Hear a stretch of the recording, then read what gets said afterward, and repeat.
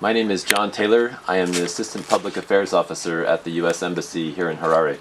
And it is my pleasure this morning to introduce our Acting Deputy Assistant Secretary for Southern Africa, Ambassador Matthew Harrington. Prior to his current assignment in Washington, he has served as Ambassador to Lesotho and had many other assignments here in Africa. Or cast their ballots without fear or intimidation. And the economic environment has frightened away many potential investors with a predictable impact on the economy. The election on July 30th will be one important benchmark of whether the political environment of the past is changing for the better. We welcome President Mnangagwa's public commitment to ensure the election is free and fair, and his decision to invite international observers and to give them quite wide access. These are very important steps. We will also be watching for other reforms, economic, human rights, and the area of good governance, because the credibility of the elections is only one measure of change. An important measure, but only one measure of change. As it prepares for the election at the end of July, the government can send a powerful message that it is committed to building a different kind of Zimbabwe and to building the kind of trust that confers legitimacy among the citizens of Zimbabwe.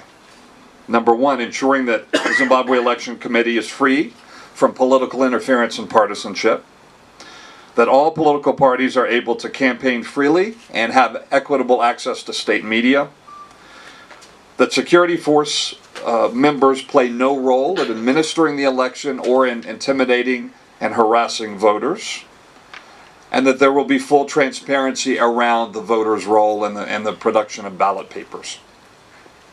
In conclusion, the election on July 30th will be an early gauge of the government's commitment to political and economic reforms that not only will ensure a better relationship with us and with others in the international community, but could also help Zimbabwe begin to build a stronger economy and to strengthen democratic institutions and processes that will better be able to meet the needs of its citizens. In short, we are rooting for Zimbabwe. Their views freely without fear of intimidation, and that doesn't just apply to the election, that's beyond the election. We're looking for economic reforms. We think that some important steps have been taken by government, but there's much more work to be done in these areas. If the election process is a good one, is determined to be credible, and it earns the confidence of Zimbabweans, I think that's the key. When the word legitimacy is thrown around a lot, I think ultimately a government's legitimacy doesn't come from the international community. It comes from the people of Zimbabwe, and building that trust is important. So I would say the election is a very important step on what is a longer path.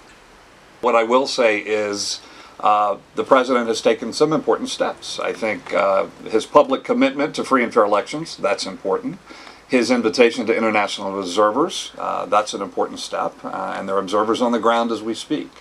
I understand, and I want to be careful because I arrived in Harare late last night, and so I do want to speak with people in government and outside government to get a better sense of developments on the ground.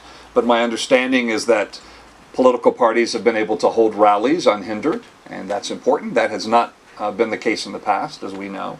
And so I think there's some important steps that have been taken. On the other hand, I think there's still work to be done. As I mentioned, transparency around the voters' role. There have been concerns expressed about members of the security forces intimidating voters predominantly in rural areas, sometimes hand in hand with traditional leaders. And those are when I talk about political space, those are some of the things I'm mentioning, and those are concerns that remain concerns. I think that's still in train. We'll be meeting with a number of senior officials in government, and we'll confirm those with you later. Okay? But yeah, that's the intention. I would like to hear the views of people at the highest levels of government and hear their perspective as well as share ours as well. Because ultimately, I think we would like to see Zimbabwe on a better path. On a path to prosperity and to a thriving democracy that meets the needs of its citizens. I think that's ultimately the goal that we all have. I've mentioned some of them. I think the way I would characterize our perspective is we think the developments of the last 6 months 7 months, present an opportunity for Zimbabwe to put itself on a better trajectory, presents an opportunity for our relationship. But ultimately, what we are interested in is enduring values, the importance of people to participate in the political process, the public trust not only in the process of elections, but in the institutions that deliver services and meet the needs of people. And so I would say we think this is an important moment for Zimbabwe. It's an important moment for our relationship, and I think some of the steps and some of the announcements that have been made are encouraging, but there's much more work to be done. There are no broad economic sanctions on Zimbabwe. That's just not the case. The sanctions regime is targeted, and it's based on those that we think have undermined the building of democratic institutions. So there are no comprehensive economic sanctions in place on Zimbabwe.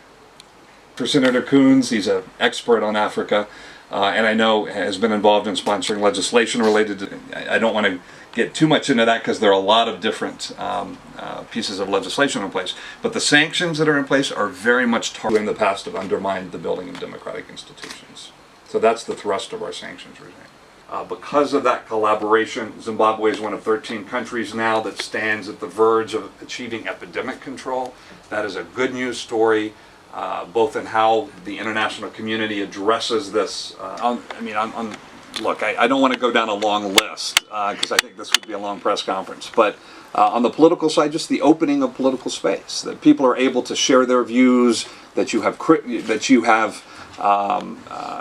criticism is allowed in the newspapers and by members of the public. People are able to share their views without fear of facing harassment, right? And there are lots of different ways in which political space can be measured. And I've talked about a few of those already, so let me address the economic side. We all know that Zimbabwe is in a very difficult situation economically. Companies aren't going to come in if they can't access foreign currency and can't repatriate their earnings. And so I think that is urgent. And addressing the business environment so that Zimbabwe is a more appealing environment for American businesses. We would love to see more American businesses come in. There's no prohibition on that, by the way. American businesses can come in, but the main constraint, I think, on foreign investment has been the business environment. It's a very tough environment to get a business going in and to succeed in. So that's important. I know the government has passed, the changes made to the indigenization law were important. I think that will be encouraging to some thinking about investing in Zimbabwe. I think the recent investment law has made some additional important steps as well. So addressing the business environment is really important, but I would encourage members of the government, key decision makers, to remember that it's both economic reforms and political reforms that are important. Because I think businesses looking at Zimbabwe will not just look at the economic environment, they will look at the political environment, and they will want a stable environment in which everyone is treated fairly and has access to the same recourse that all other companies do in order to succeed and address any grievances they might have. So the political reforms and economic reforms go hand in hand. It's not one or the other. For these and other stories, visit our website www.263chat.com. Follow us on Twitter @263chat and like our Facebook page 263chat.